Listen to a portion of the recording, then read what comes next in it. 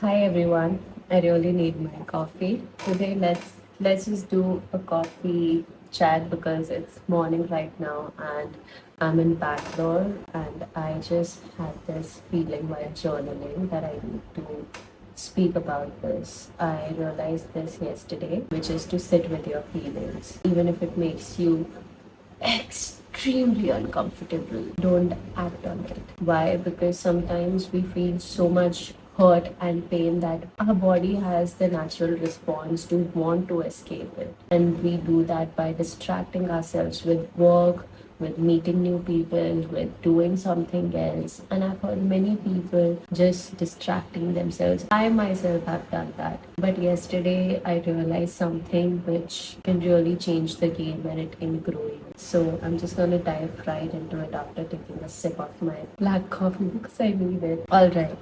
So when we go through situations which are not in our favor, or usually when we are going through things that we really don't like and we don't prefer it to go our way, like it doesn't go our way, we prefer it to go in a certain way, but that does not happen. That is when we think like our brain directly goes, this is happening to me, but I thought that this should happen to me and this is how it should have felt like, but it did not. So your brain, your mind directly goes off into a panic survival mode and it just starts thinking, how can I not feel what I'm feeling? Because there's a gap between what's happening and what I thought should happen. And I have been a victim of it for so long, and I know that so many people also have been. This also translates into the profession that I'm in. Like, I'm into modeling, I'm also an actor, and I feel like so many people who want to be a model or actor, they feel like it should be a certain way, it should go a certain way. But honestly, for me, how it went like, and I feel this is most of the time it goes like, is that you don't think how it should go like. People have a roadmap in their head, but it is not in their control. The roadmap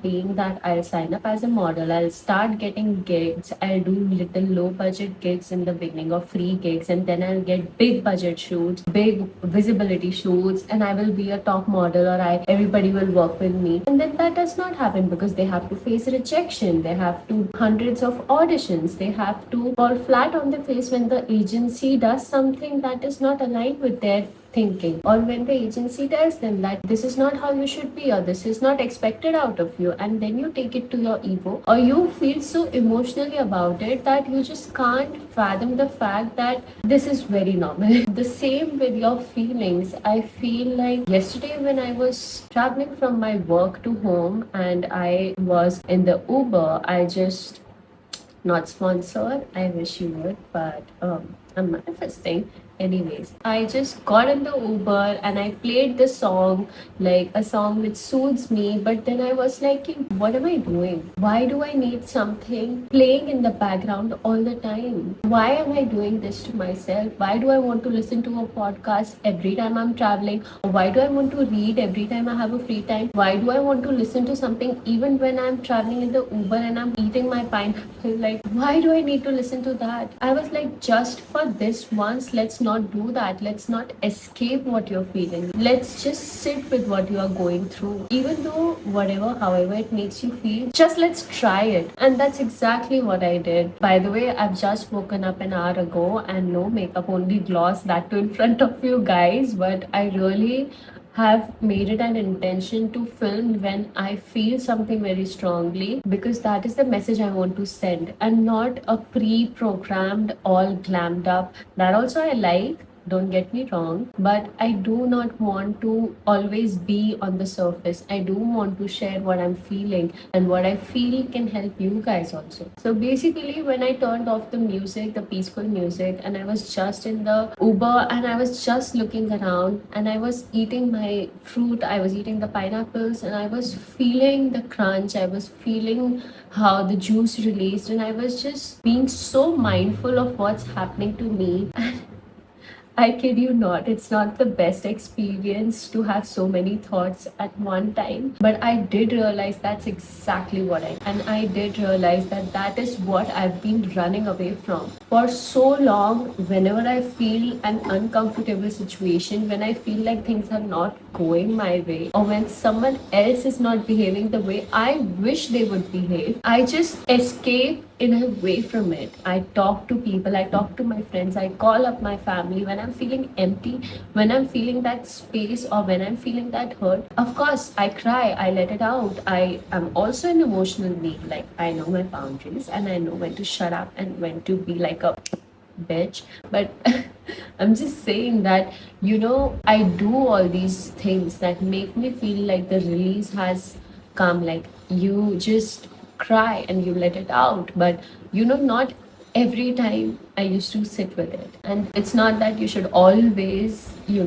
like, sunk in your feelings. But what I deeply feel, when you feel uncomfortable, this is the practical way to actually sit with it. Number one, you feel something is not normal. Number one is that you label it as it is not normal. Like feeling pain, suffering, all these things are part of life. What if I told you if you're happy and someone would say, what's wrong with you? No. So why would you tell yourself that something is wrong with you when you are sad, or when you fall down on your face, or when you fail, or when you face a situation which is not according to you? Why do you judge yourself? I used to I still do sometimes judge myself, but I realize I am being harsh on myself. I should not do that. So now when I feel negative, or now when I feel like I'm not feeling good, I just sit with it. I don't overanalyze, because I've been an overthinker. Sometimes I am. And I feel like it's natural.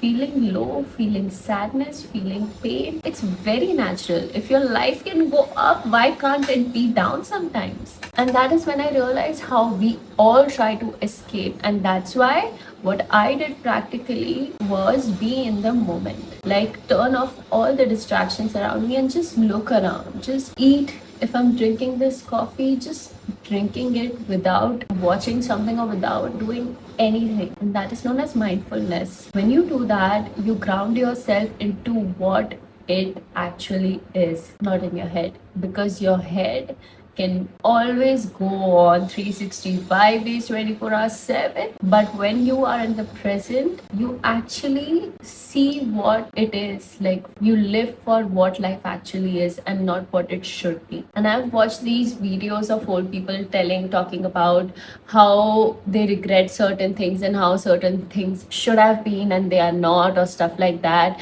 or their regrets from their death, before their deathbeds and stuff like that. But one of the points was that one of the ladies, she was like not living life in a sense of how it should be, but just how it is. And it's so easier said than done, right? But this is how you can do it. You can actually turn off the distractions for a second and just see what's around you. That is why so many people go out every night or hook up with different kinds of people to escape the feeling that they are feeling. Why? Because it hurts so much and they are uncomfortable. This discomfort is to grow you. This discomfort, which comes with different feelings, is meant to be uncomfortable. Why? Because it makes you feel the way you have never felt before. Like, after a heartbreak, why does it hurt so much?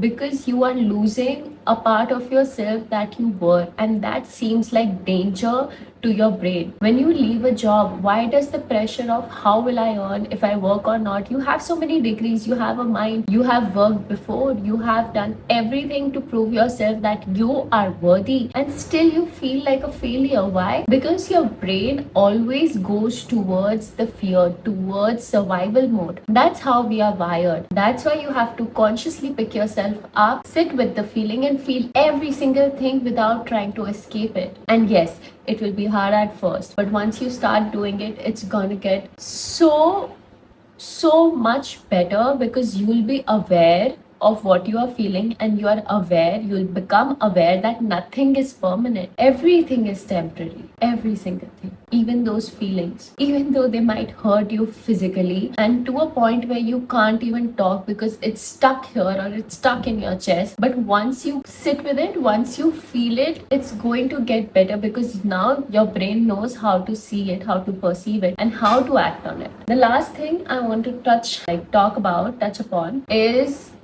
do not act on these feelings. What I mean by that is when you have the urge to go back to what hurt you or what broke you. When you have the urge to say something to your boss because they have behaved in a way, their organization has behaved in a way which is so unhealthy and unethical, but you just want to give it to them and this, but you don't. That is where the self-control and discipline comes in. Again, it's easier said than done. How can you practically do that? I'm going to share with you. When you feel a feeling, number one, if you have your phone with you, stop staring at it, keep it somewhere away, and just sit with yourself for a second. Just feel, okay, this is feeling uncomfortable. Where in your body? Because energy moves throughout your body. If you're feeling uncomfortable that they were rude to you, your work people were rude to you, just feel it. Is it in your chest? Just place a hand on your chest and just massage it. Just